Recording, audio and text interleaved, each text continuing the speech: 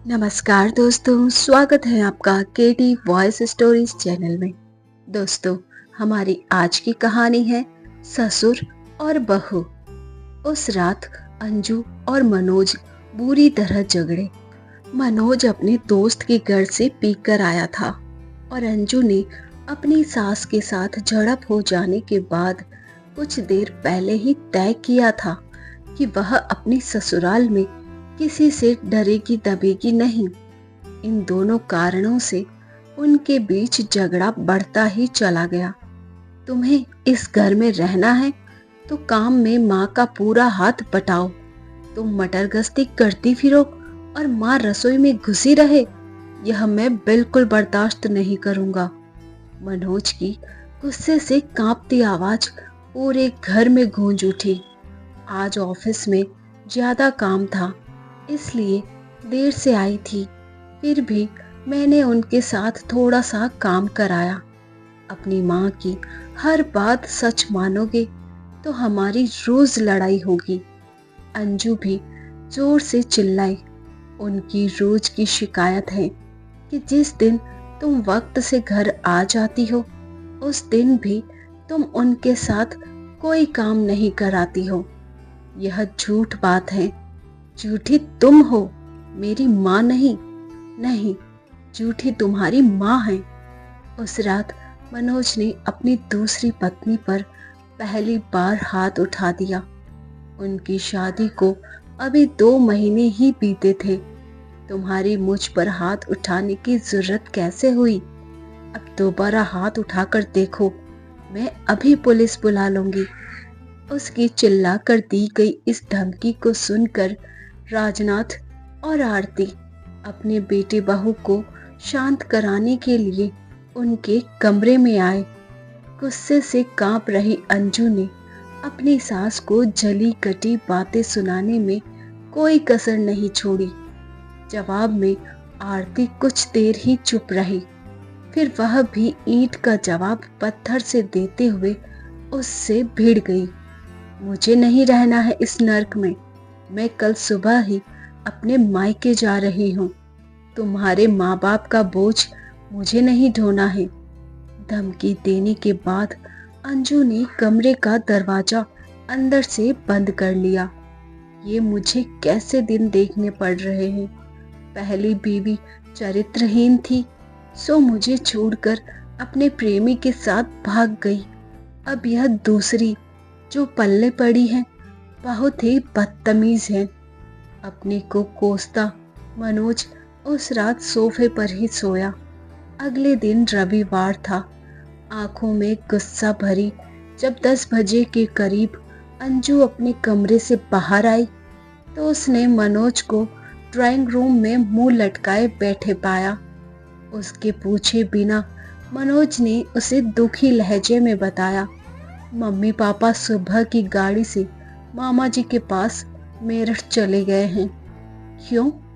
चाय बनाने रसोई में जा रही अंजू ने ठिठक कर पूछा। उनके जाने का कारण समझना क्या मुश्किल है? मुझे जबरदस्ती कसूरवार मत ठहराओ प्लीज। तुम्हारी माताजी ने मुझे 1 की 4 सुनाई थी। वे दोनों बीमार रहते हैं। घर से दूर जाकर उनकी कैसी भी दुर्गति हो तुम्हारी बला से। जब आज मैं ही घर छोड़कर जाने वाली थी तो तुमने उन्हें रोका क्यों नहीं? मैंने बहुत कोशिश करी पर पापा नहीं माने। वे कब तक लौटेंगे? कुछ बताकर नहीं गए हैं। मनोज ने थके हारे अंदाज में अपना चेहरा हथेलियों से रगड़ा तो अंजू भी कुछ उदास सी हो गई। दोनों दिन भर सुस्त ही रहे, पर शाम को उनका बाजार घूम आने का कार्यक्रम बन गया। पहले उन्होंने कुछ खरीदारी करी और फिर खाना भी बाहर ही खाया। उस रात अंजू को जी भर के प्यार करते हुए मनोज को एक बार भी अपने माता पिता का ध्यान नहीं आया। अगले 2-3 दिन उनके बीच झगड़ा नहीं हुआ। फिर एक दिन ऑफिस से अंजू देर से लौटी तो मनोज उससे उलझ पड़ा।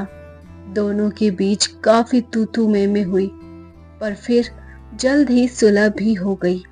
तब दोनों के मन में यह विचार एक साथ उभरा कि अगर आरती घर में मौजूद होती तो यकीनन झगड़ा लंबा खींचता। मनोज लगभग रोज ही अपने माता पिता से फोन पर बात कर लेता। अंजू ने उनसे पूरा हफ्ता बीत जाने के बाद बात करी थी। उसने उन दोनों का हालचाल तो पूछ लिया, पर उनके वापस घर लौट आने की चर्चा नहीं छेड़ी। देखो, शायद अगले हफ्ते वापस आए। मनोज जब भी उनके घर लौटने की बात उठाता तो राजनाथ उसे यही जवाब देते। जब उन्हें मेरठ गए 1 महीना बीत गया तो अंजू और मनोज के मन की बेचैनी बढ़ने लगी। पड़ोसी और रिश्तेदार जब भी मिलते तो आरती और राजनाथ के लौटने के बारे में ढेर सारे सवाल पूछते। तब उन्हें कोई झूठा कारण बताना पड़ता और यह बात उन्हें अजीब से अपराध बोध का शिकार बना देती। लोगों के परेशान करने वाले सवालों से बचने के लिए तब दोनों ने मेरठ जाकर उन्हें वापस लाने का फैसला कर लिया। अब वहां पहुंचकर उनके बहस में मत उलझना। उन्हें मनाने को अगर सॉरी बोलना पड़े तो बोल देंगे। उनको साथ रखना हमारी जिम्मेदारी है, मामा जी या किसी और की नहीं। मनोज सारे रास्ते अंजू को ऐसी बातें समझाता रहा। मामा मामी के यहाँ 2 दिन बिताने के लिए शुक्रवार की रात को करीब 9 बजे उनके घर पहुंच गए। उन दोनों से मामा मामी बड़े प्यार से मिले। उनकी नजरों में अपने लिए नाराजगी के भावना देखकर अंजू मन ही मन हैरान हुई। दीदी और जीजाजी खाना खाने के बाद पार्क में घूमने गए हैं। अपने मामा की यह बात सुनकर मनोज हैरान रह गया। पापा मम्मी घूमने गए हैं? उन्होंने यह आदत कब से पाल ली? मनोज की आंखों में अविश्वास के भाव पैदा हुए। वे दोनों अब नियम से सुबह भी घूमने जाते हैं। तुम उनकी फिटनेस में आए बदलाव को देखोगे तो चकित रह जाओगे। मम्मी की कमर का दर्द उन्हें घूमने की इजाजत देता है। दर्द अब पहले से काफी कम है। जीजाजी दीदी का हौसला बढ़ाकर उन्हें सुस्त नहीं पड़ने देते हैं। क्या मम्मी का किसी नए डॉक्टर से इलाज चल रहा है? हाँ, डॉक्टर राजनाथ के इलाज में है दीदी।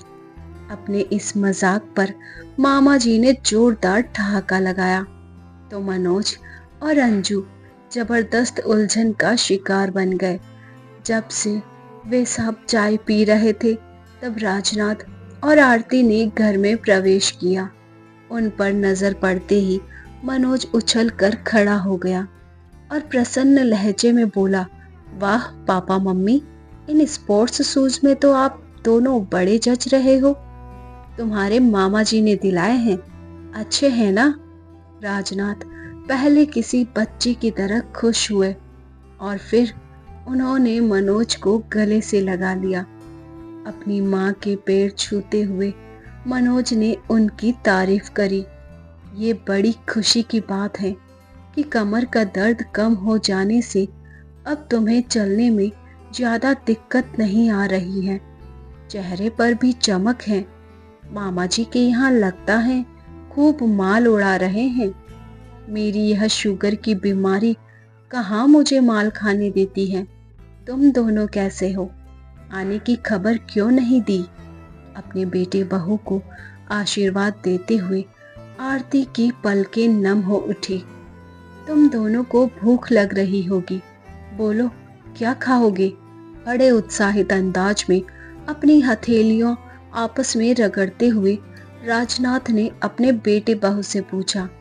ज्यादा भूख नहीं है, इसलिए बाजार से कुछ हल्का फुल्का ले आते हैं, कह मनोज अपने पिता के साथ जाने को उठ खड़ा हुआ।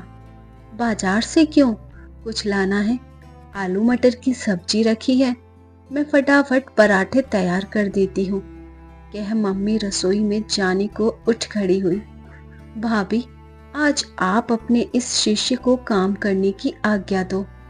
रहस्यमय अंदाज में मुस्कुरा रहे राजनाथ ने अपनी सलहज का हाथ पकड़कर वापस सोफे पर बैठा दिया। क्या पराठे आप बनाएंगे? मनोज का मुंह आश्चर्य से खुला का खुला रह गया। पिछले दिनों तुम्हारी मामी से कुछ कुकिंग सीखी है मैंने। बस 15 मिनट से ज्यादा समय नहीं लगेगा खाना लगाने में। तुम दोनों तब तक फ्रेश हो जाओ। अपने बेटे का गाल प्यार से थपथपाने के बाद राजनाथ सीटी बजाते हुए रसोई की तरफ चले गए। राजनाथ ने क्या क्या बनाना सीख लिया है, इसकी जानकारी उन दोनों को देते हुए आरती और मामा मामी की आंखें खुशी से चमक रही। मटर पनीर कोफ्ते, बैंगन का भरता, भरवा भिंडी। पापा ये सब बना सकते हैं? मुझे विश्वास नहीं हो रहा है। कैसे हुआ यह चमत्कार? मनोज सचमुच बहुत हैरान नजर आ रहा था, क्योंकि राजनाथ को तो पहले चाय भी ढंग से बनानी नहीं आती थी। अरे जीजा जी आजकल बड़े मॉडर्न हो गए हैं। कहते हैं कि आज के समय में हर इंसान को घर और बाहर के सारे काम करने आने चाहिए। किसी पर आश्रित होकर बोझ बन जाना नर्क में जीने जैसा है। अपने इस नए आदर्श वाक्यों को वे दिन में कई बार हम सबको सुनाते हैं। इस उम्र में कोई इतना ज्यादा बदल सकता है? यह सचमुच हैरान करने वाली बात है। मामा जी की इस बात का पूरा अर्थ मनोज को अगले 2 दिनों में समझ आया। राजनाथ जी ने उन्हें उस रात खस्ता पराठे बनाकर खिलाए, फिर रेत गरम कर के उसे एक पोटली में भरा और आरती की कमर की सिकाई करी। वे पहले बहुत कम बोलते थे, पर अब उनकी हंसी से कमरा बार बार गूंज उठता था। अगले दिन सबको बेड टी उन्होंने ही पिलाई थी। इससे पहले वे और आरती घंटा भर पास के पार्क में घूम आए थे। नाश्ते में ब्रेड पकोड़े मामी जी ने बनाए, पर सबको गर्मा गर्म पकोड़े खिलाने का काम उन्होंने बड़े उत्साह से किया। आरती ने पूरे घर में झाड़ू लगाया और डस्टिंग का काम राजनाथ जी ने किया। फिर नहा धोकर वे लाइब्रेरी में अखबार पढ़ने चले गए। मनोज और अंजू उनकी चुस्ती फुर्ती देखकर बार बार हैरान हो उठते। ऐसा प्रतीत होता जैसे उनमें जीने का उत्साह कूट कूट कर भर गया हो। शाम को वे सब बाजार घूमने गए। चाट खाने की शौकीन अंजू को राजनाथ जी ने एक मशहूर दुकान से चाट खिलाई। बाद में आइसक्रीम भी खाई। वापस आने पर किसी को ज्यादा भूख नहीं थी, इसलिए पुलाव बनाने का कार्यक्रम बना। आरती और मामी जी यह काम करना चाहती थी, लेकिन राजनाथ जी ने किसी की न चलने दी और रसोई में अकेले घुस गए। उन्होंने बहुत स्वादिष्ट पुलाव बनाया। सबके मुंह से अपनी तारीफ सुनकर वे फूले नहीं समाये। काफी थके होने के बावजूद उन्होंने सोने से पहले आरती की कमर की सिकाई करने के बाद मुंह लगाने में कोई आलस नहीं किया। रविवार की सुबह मामी जी ने सबको सांभर डोसे का नाश्ता कराया। राजनाथ जी उनकी बगल में खड़े होकर डोसा बनाने की विधि बड़े ध्यान से देखते रहे। सबने इतना ज्यादा खाया कि लंच करने की जरूरत ही न रहे। कुछ देर आराम करने के बाद मनोज ने दिल्ली लौटने की तैयारी शुरू कर दी। पापा मम्मी आप दोनों भी अपना सामान पैक करना शुरू कर दो। यहाँ से 2 बजे तक निकलना ठीक रहेगा। लेट हो गए तो शाम के ट्रैफिक में फंस जाएंगे। मनोज की यह बात सुनकर राजनाथ जी एकदम गंभीर हो गए, तो आरती बेचैन अंदाज में उनकी शक्ल ताकने लगी। इन्हें अभी कुछ और दिन यहीं रहने दो मनोज बेटा। मामा जी भी सहज नजर नहीं आ रहे थे। मामा जी ये दोनों 1 महीना तो रह लिए हैं यहाँ, इनका अगला चक्कर मैं जल्दी लगवा दूंगा, मनोज ने मुस्कुराते हुए जवाब दिया। राजनाथ ने एक बार फिर अपना गला साफ करने के बाद मनोज से कहा, हम अभी नहीं चल रहे हैं मनोज। क्यों? क्या आप अब भी हमसे नाराज हो?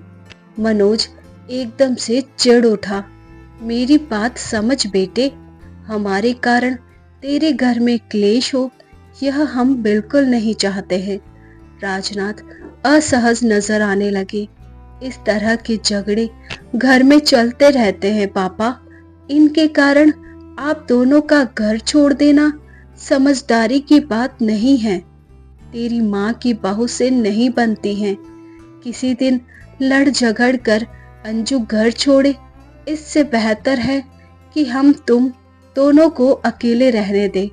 हमें अकेले नहीं बल्कि आप दोनों के साथ रहना है। अब आप पिछली बातें भुलाकर सामान बांधना शुरू कर दो। अंजू, तुम क्यों नहीं कुछ बोल रही हो? मनोज ने उन दोनों पर दबाव बनाने के लिए अपनी पत्नी से सहायता मांगी। आप दोनों हमारे साथ चलिए प्लीज, अंजू ने धीमी आवाज में अपने ससुर से प्रार्थना करी।